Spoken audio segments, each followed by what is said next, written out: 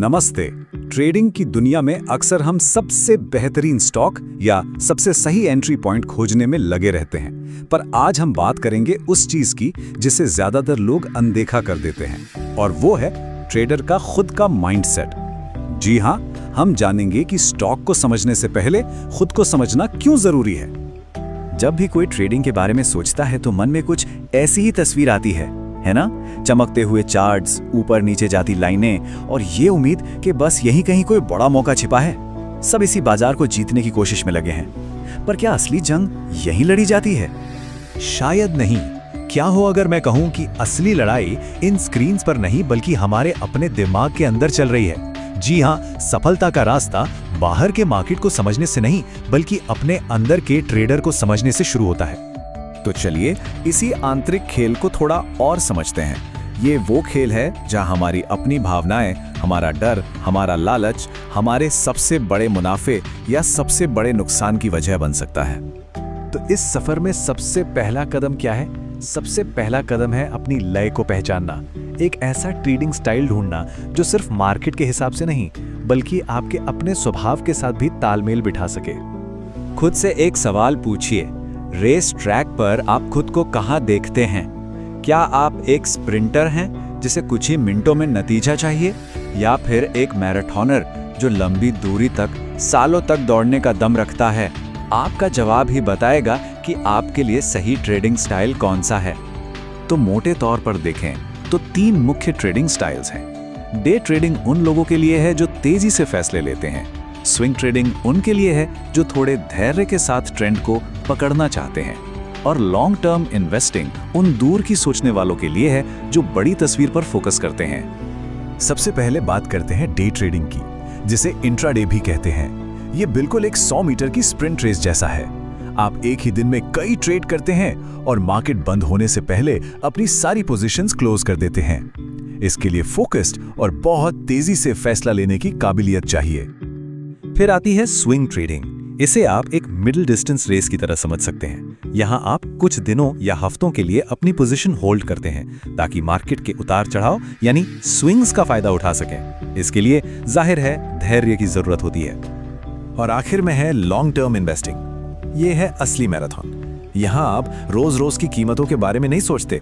आप किसी अच्छी कंपनी में सालों के लिए पैसा लगाते हैं और उसकी ग्रोथ का हिस्सा बनते हैं। अच्छा, तो मान लीजिए कि आपने अपना स्टाइल चुन लिया, पर कहानी यहीं खत्म नहीं होती। असल में असली चुनौती तो अब शुरू होती है। ये चुनौती है अपने मन को साधने की, डर और लालच के बीच की उस लड़ाई को जीतने की जो हर ट्रेडर को रोज लड़नी पड़ती है। ट्रेडिंग में 2 ऐसी भावनाएं हैं जो अच्छों को पटरी से उतार देती हैं। पहला है डर। जब मार्केट गिरता है तो डर हमें घबराहट में बिकवाली करने पर मजबूर कर देता है।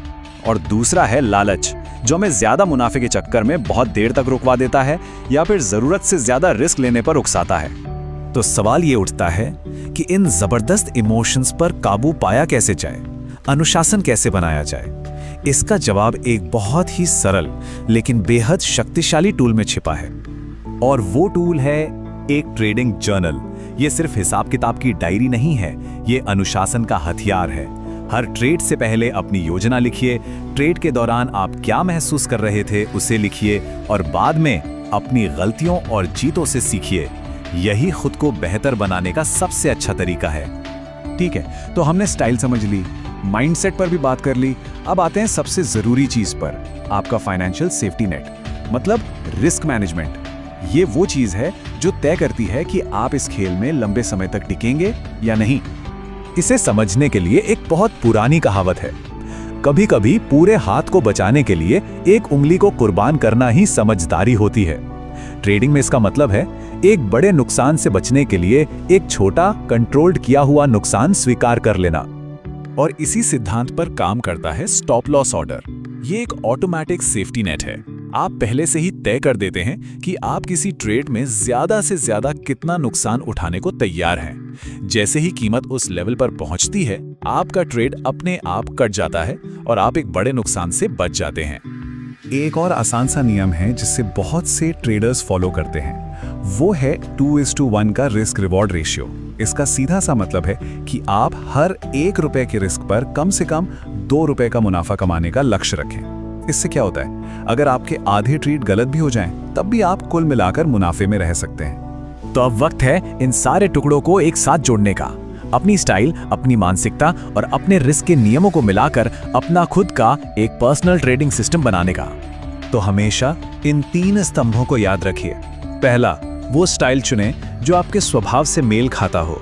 दूसरा, एक जर्नल की मदद से अपने दिमाग को अनुशासित रखें। और तीसरा, हर ट्रेड में अपने रिस्क के नियमों पर टिके रहें। यही सफल ट्रेडिंग का सार है। तो देखिए, हमने आपको एक तरह से नक्शा तो दिखा दिया है, रास्ता बता दिया है। ये रास्ता बाहर के बाजार से होकर नहीं, बल्कि आपके अंदर से होकर गुजरता है। असली यात्रा तो अब शुरू होती है। सवाल बस ये है कि क्या आप खुद को जानने और बाजार को समझने के इस सफर के लिए तैयार हैं?